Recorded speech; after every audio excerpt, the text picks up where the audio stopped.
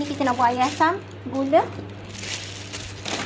asam jawa, gula satu dalam 5 sudu. Sudu kecil. Okey, garam cukup dah tu. Garam sikit je, garam kasar. Okey. Ni air asam.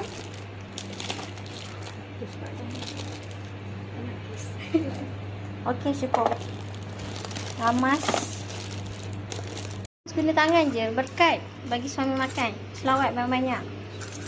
Ratakan semua sekali. Semua sekali. Gaul, ratakan semua sekali.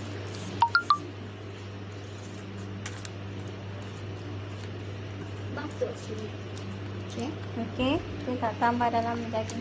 Tumbuk lada. Kita tumbuk lada dah tadi. Ni air dia tak, kita ambil air dia. Air lesung. Jangan tambah air lesung. Okey, ni daging yang kita nak otor balik. Kita tumbuk daging ni sampai hancur. Sampai orang kata orang makan tu. Gitu. Gitu dah. Sedap. Dengan aku. Kita tumbuk macam ni dekat. Ataupun kita hiris halus-halus, sehalus-halus nipis. Jangan tebal-tebal macam ni sayang. Racik-racik ke? Kalau nak daging, apa nama dia ni, Umi? ni daging air asam. Daging ayam asam. Kita tumbuk macam tu. Kita tumbuk macam ni. Nanti kalau kita makan tu terasa macam sonding. Dah nak habis dah. Okay. Lepas tu kita letak air asam. Stop dulu. Buat air asam tu biar pekat-pekat. Okay, ni kita letak sini. Lalu kita tambah air. Kita dapat air yang pekat dah. Pekat dah sikit. Kita tambah air sikit ni. Stop dah.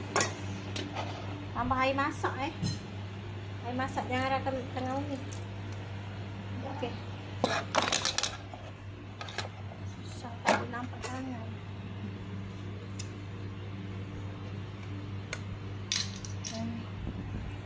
Nampak tak? Biar pekat-pekat.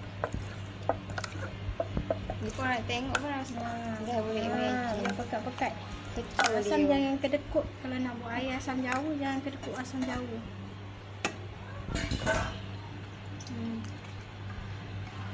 Ni boleh buang.